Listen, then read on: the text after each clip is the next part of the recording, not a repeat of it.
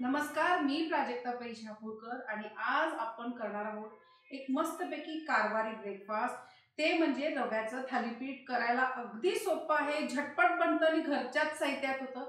कसं करायचं चला बघूया। जवळपास 1 वाटी रवा, 1 वाटी रव्यामध्ये एक अर्धा वाटी आपल्याला कांदा घालायचा आहे बारीक चिरलेला। नंतर हिरवी मिरची छान अशी पेस्ट किंवा खडबडीत जसं तुमच्याकडे अवेलेबल असेल तसं बारीक चिरून घातली तरी चालेल। ही पण चवीप्रमाणे इथं मी एक अर्धा चमचा घालतेय। नंतर पाव वाटी एक ओलं खोबरं छान खिसून घेतलेलं घाला। कारवार म्हणजे नारळ आलाच, नारळ हवंच, त्याच्याशिवाय कोणतीही रेसिपी आपल्या इथे बनतच नाही।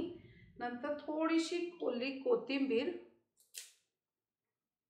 ही सुद्धा अगदी बारीक चिरून घालायची आपल्याला।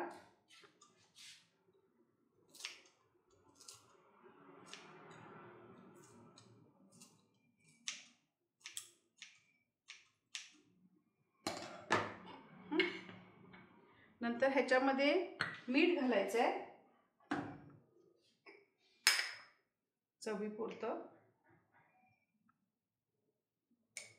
आणि बहुतेक करून साखर घालतात, पण मी साखरपेक्षा गूळ एक हेल्दी ऑप्शन आहे म्हणून गूळ घालते। आपल्याकडे गूळ घातलं की चव पण आपल्या थालीपीठला छान येते।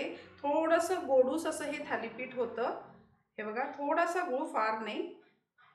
हे गूळ जो आहे तो ह्याच्यात व्यवस्थित फोडून घ्या, नाहीतर तो मिक्स होणार नाही, हे लक्षात ठेवा। आणि रवा कसा असा फसफसीत असतो, तो लगेच असा त्याचा गोळा तयार होऊन येत नाही। त्यामुळे पाणी घालायचं, छान मळून ठेवायचं त्याला एक 5 मिनिटं। आणि रवा कसं सुरुवातीला तुम्हाला जरी सैल वाटलं तर नंतर पाणी पिल्यानंतर तो छान असा घट्ट होऊन येतो। त्यामुळे पाणी अगदी जवळपास बघा एक वाटीभर तरी आपल्याला पाणी ह्याच्यासाठी लागणारच। आता इथं मी उपीटचा जो रवा असतो, जाड रवा, तो घेतलाय। तुमच्याकडे जर बारीक रवा, चिरोटी रवा असेल तर तो सुद्धा चालतो। हे बघा, आता इतकं छान असं हे मऊसूत मळून घ्यायचं आपल्याला। आणि आता ह्याला एक 5 मिनिट आपण रेस्ट करायला ठेवून देऊया। एक 5 मिनिट भिजवल्यानंतर मगाशी जे इतकं पातळ वाटत होतं, आता बघा हे छान अगदी याचा गोळा लाडू सुद्धा बांधू शकतो, इतकं घट्ट होऊन आले, कारण रवा तो फुगतो व्यवस्थित। ओके, आता ह्याच्यावरती थोडंसं तेल आपण लावून घेऊया। एक गोळा ठेवायचा आणि हाताने अगदी सावकाश ह्याला पसरून घ्यायचं।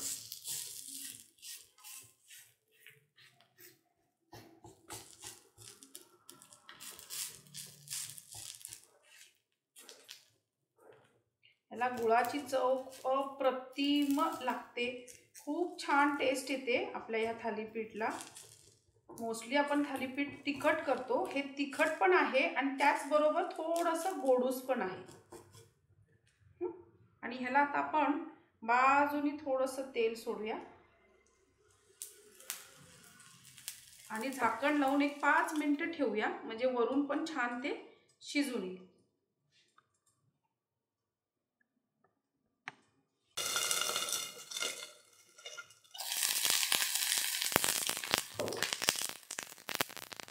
आता बघा, एक साइडून छान असं भाजल्यासारखं मला दिसतंय।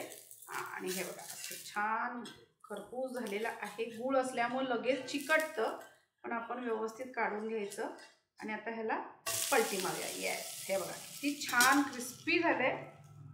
आणि ह्याला आता थोडंसं तेल बाजूनी सोडायचं। जे कोणी हेल्थ कॉन्शियस आहे त्यांनी कमी तेलामध्ये सुद्धा हे बनवता येतं, पण क्रिस्पी जर तुम्हाला इफेक्ट हवा असेल तर थोडंसं तेल हे पाहिजेच, त्याच्याशिवाय हे थालीपीठ छान नाही लागणार। ते छान आपण भाजून घेऊया। आता दुसरी साईड पण छान खरपूस भाजलेली आहे काय बघूया। येस, हे बघा, हे गूळ असल्यामुळे थोडंसं काळसर दिसतं, पण अप्रतिम लागतं, अजिबात करपलेलं नाहीये। आणि हे असंच व्हायला पाहिजे। आता आपण हे थालीपीठ काढून घेऊ। खमंग खरपूस असं रव्याचं थालीपीठ खास कारवारहून तुमच्यापर्यंत मी घेऊन आलेली आहे।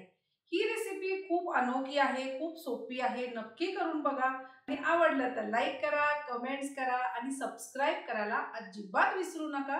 खासियत फूड अँड कल्चर।